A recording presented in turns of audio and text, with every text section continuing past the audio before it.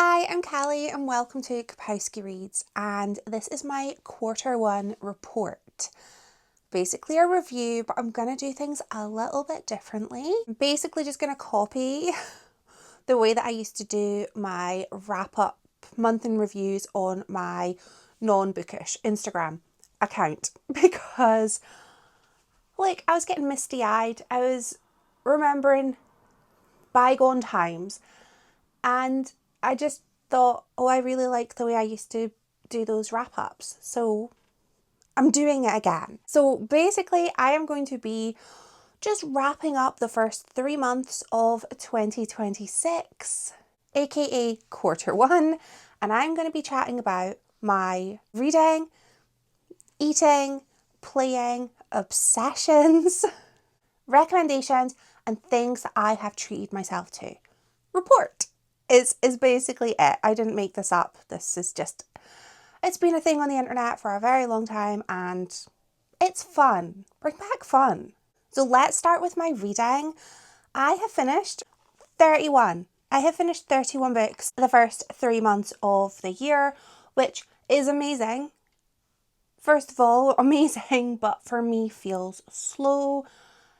I just think I need to accept that sometimes my reading is slower. That's okay. Who am I racing? Nobody. It's fine. I have had 6 DNFs. I don't include my DNFs in my page count. I just keep a note of them because I'm crocheting a scarf for every book I have read. And DNFs are on there as well. So I have page-wise read 10,485 pages. And my average rating for the first 3 months of the year is 3.1. which is not that good. I've had a lot of ones. I've had a lot of disappointing reads. I personally have made some very poor reading choices. I kind of blame myself a little bit. Then I didn't write some of the books that disappointed me. We share the blame. I also thought it would be fun to share with you any books that I have bought in the first 3 months. I'm doing a punch card system. I don't know if you know this. I will tell you about it. Basically, I have made little punch cards and they are for things I want to do that are good for my mind, body and soul outside of reading. Reading is one of my favourite hobbies, but I can't just read. I would love to just read all day, but there's other things that my body wants, sometimes needs me to do instead. So I have punch cards and for every 10 of that thing I have done, I can buy myself a physical book. That's the rule I've made for myself. It's fun. I'm gamifying my life and I love that. I've actually bought no physical books though. So I still have all of these punch cards. So 1, 2, 3, 4, 5, 6, 7. I have 7 unused punch cards. So that's 7 books I can buy at some point. Currently I don't really want to buy anything other than a library book I've fallen in love with. But I'm waiting for that to come out in paperback just because I'm a paperback fan. But I did buy an audiobook and I have listened to it. To finish off the reading portion of this wrap up, I want to share my 5-star reads for the first quarter. I was lucky enough and I have had 7 5-star reads. Mathematically, 7 out of 31, we're not including DNFs. Yes, I will take that. Good for me. I actually think I have included all of these books in reading vlogs. I'm super certain I have. I will link the reading vlogs in the description. I'm so sure. Yeah, I have. Oh, that's pretty good. Okay. First up is Kismet by Amina Akhtar. This is a thriller. There are murders happening in this basically wellness obsessed town. We have perspectives from birds. We get to see the murderer's perspective. This kept me thinking and I was hooked, and I read this in a day because there was no way I was not. It is amazing, lovable main character. There's a little bit of morally grey elements to consider, but ultimately I was like, I'm fine with this. Beautiful writing. I really want to read more books by this author and I plan to. I just haven't yet. The audiobook is next, so good purchase on my behalf. The Guy You Love to Hate by Spencer Pratt. I am a huge fan of The Hills, loved it. I have just started my annual rewatch. I have been eagerly anticipating Spencer Pratt's memoir. Do I believe that it is factually accurate? Absolutely not. Do I believe that he thinks it is? Yeah.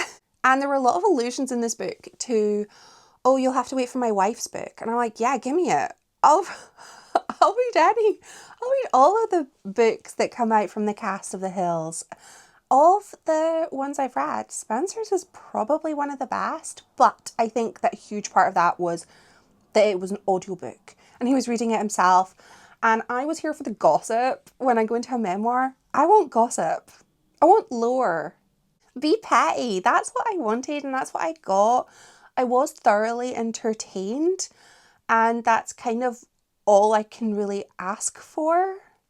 Another non-fiction was The Wardrobe Project by Emma Edwards. This is the author of Good with Money, which was on my favourites list for 2025. This is basically about how the author went an entire year without buying any clothes and what she learned about herself, and that it was so much more than just like a shopping ban. I tabbed little bits. I always say I'm not a tabber, but sometimes I become a tabber. And I found it to just be so interesting.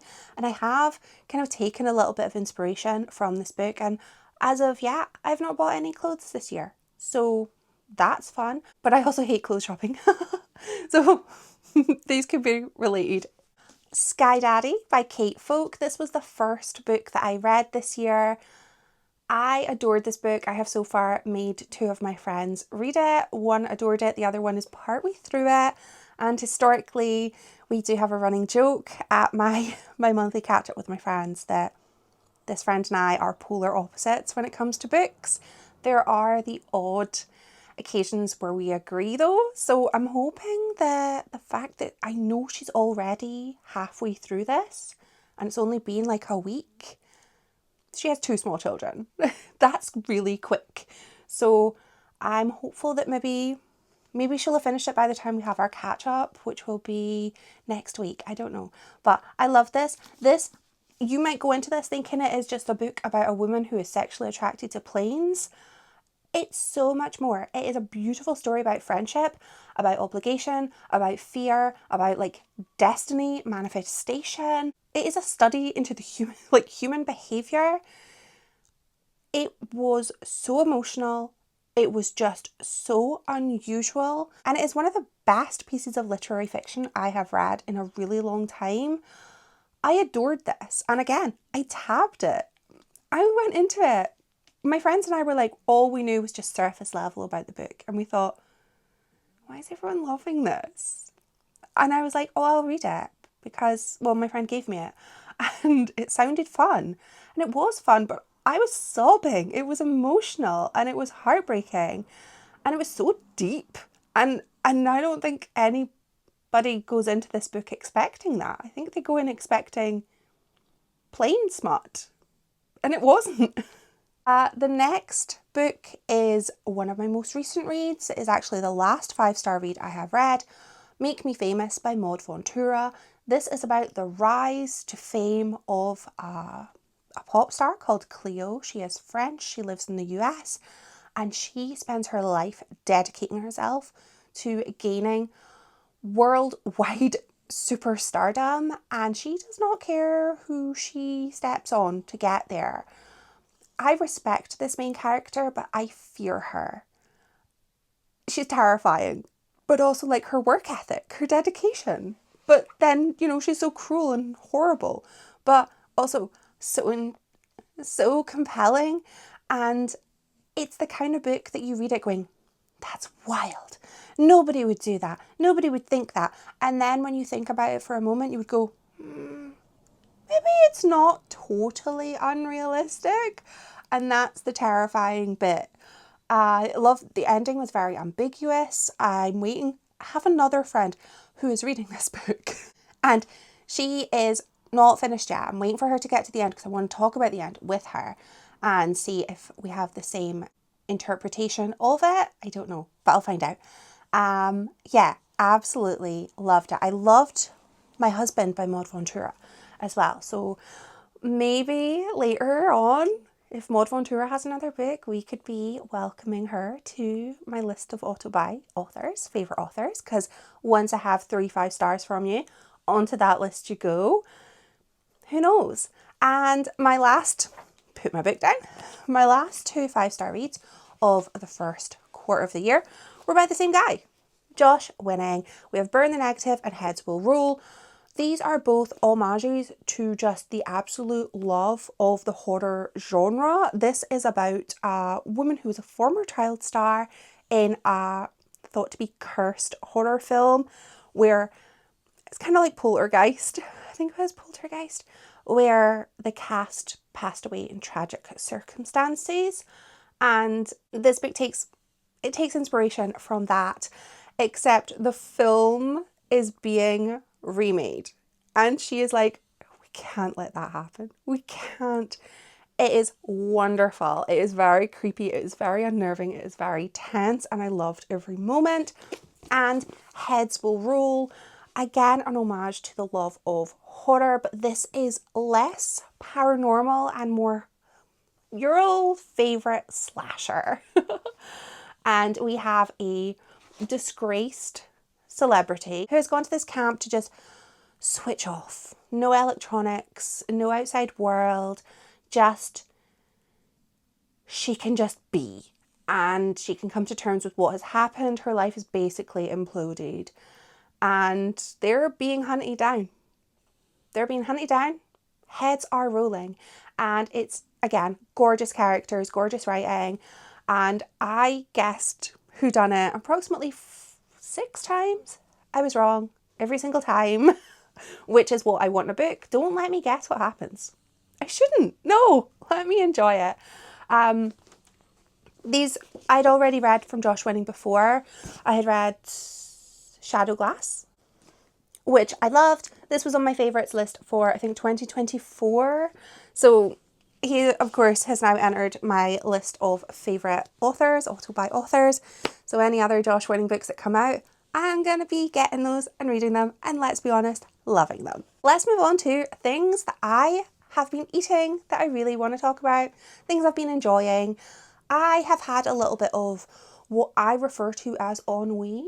I think some people might call it depression, but I had depression when I was in my teens and 20s, and I don't think that's what it is. I just think it's an overwhelming sense of just, there's a lot going on. I am one person.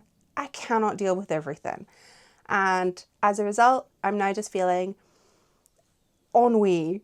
That's what I'm going with. I have not been making any sort of meals at home that are anything to write home about, even though I'm at home.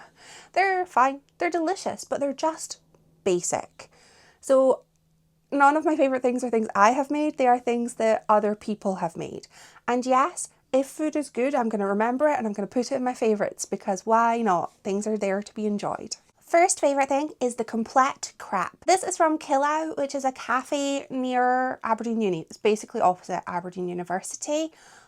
I have eaten this crap approximately 3 times in my life, maybe 4. I love it. It is a buckwheat crap with ham, brie, mushrooms, and a dippy egg. And I love that. It is amazing. If they ever take it off the menu, I will be very, very sad and I'll have to find a new favourite. The next thing is a raspberry and coconut patisserie thing. I don't really know what a patisserie, I don't know what it was.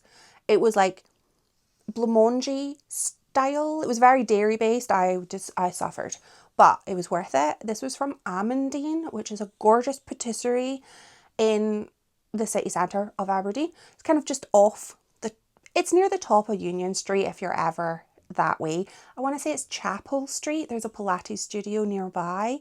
It's the most gorgeous little cafe. It's so bougie but delicious, and it was amazing. It was just utterly refreshing. Loved it. Next is the pistachio and rhubarb granola that I had from Grounded. This is an entirely plant-based cafe in the Rosemount area of Aberdeen, which is kind of West End. The entire menu is plant-based and I got very, very excited knowing nothing was going to make me ill. I am such a sucker for granola and yogurt. If that is on the menu, I will pick it. I love pistachio. I hate rhubarb. However, I love rhubarb flavoured things and I thought there's enough flavours going on, maybe the rhubarb will be fine.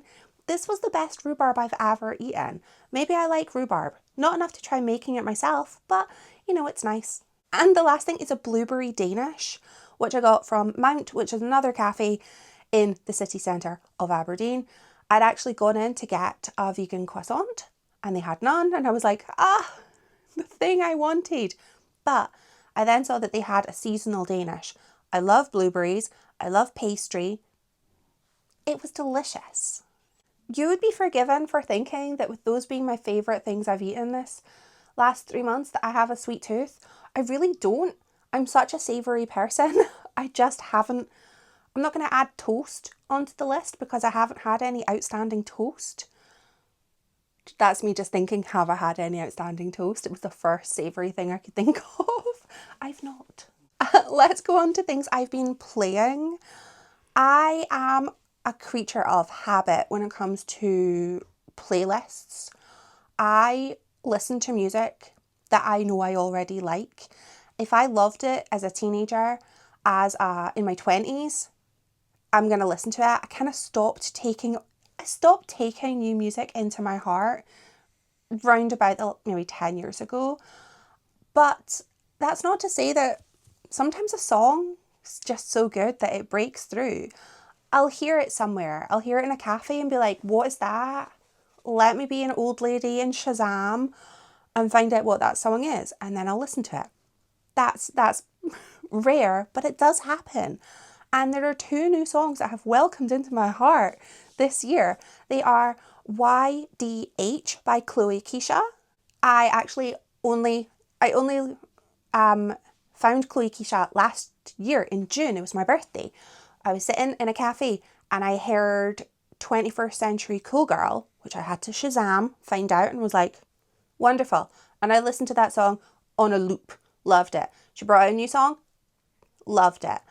There's a very nostalgic to me vibe, even though I'm fairly certain she is 22. She's youthful, but there's something about it that it just ticks all of the boxes that I need it to tick, and I just really love her songs. And Fabulous by Meek. This is like an anthem. This is like a let's go girl style call to women of just, everything's going awful, but you're effing fabulous.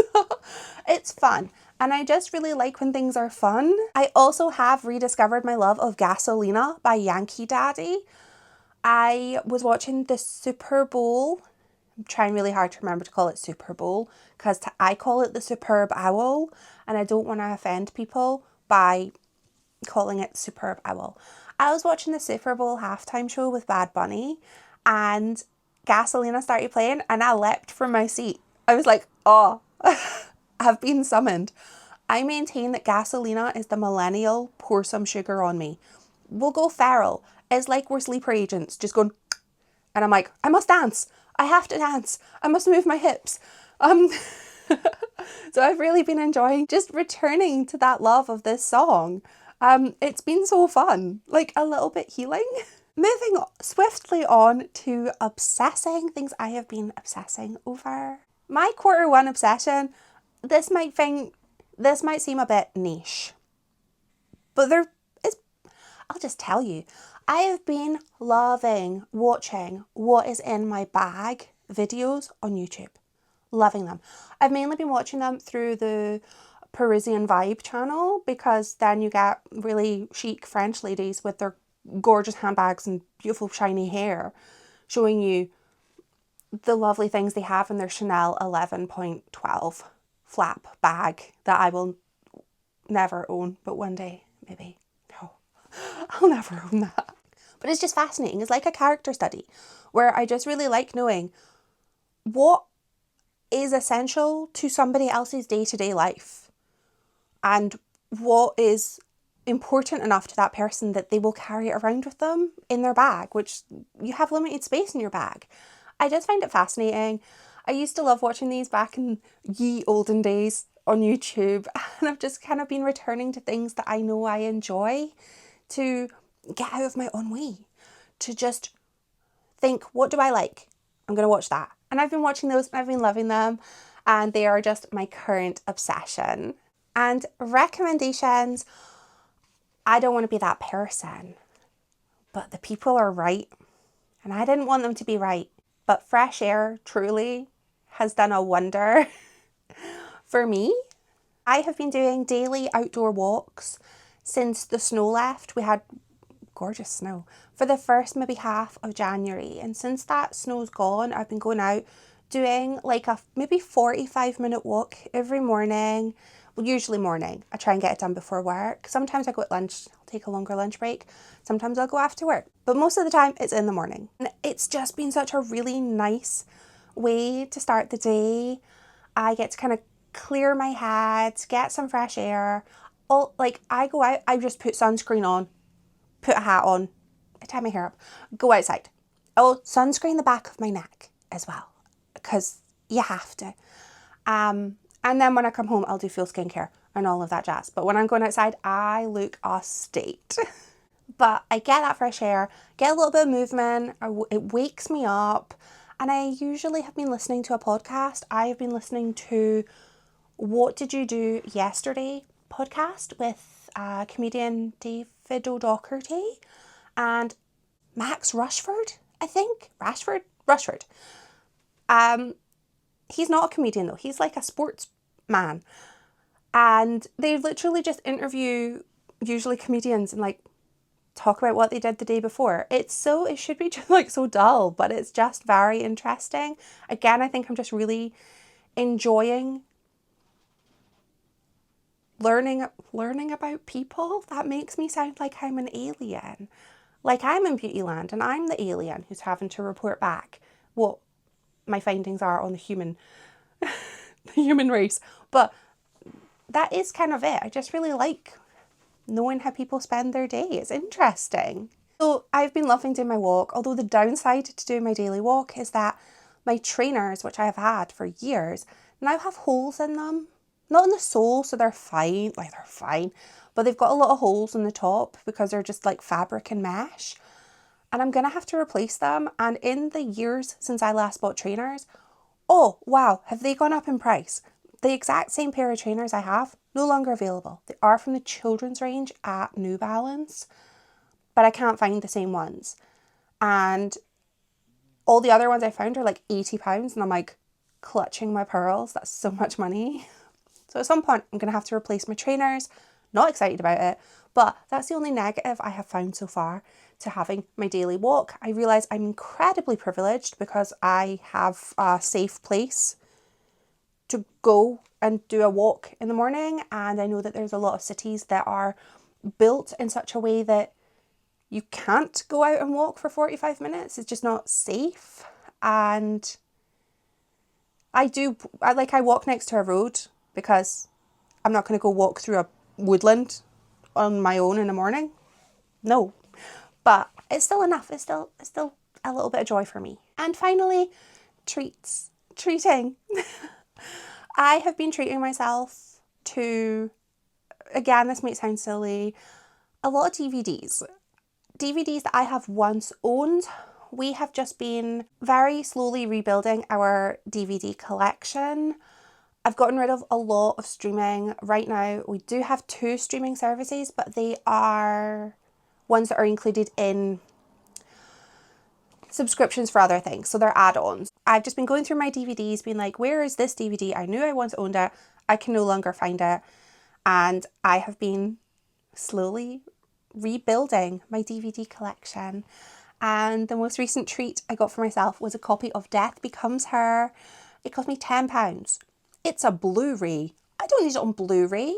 And I thought, why do I not have this? And then I realised because my copy of this was on VHS. And I haven't had a VHS player in, when did I last have a VHS player? I think 2009. I was very slow to stop doing videos because they were really cheap in the charity shop. So a lot of beloved films for me, I had on video. And then moved on to a few on DVD.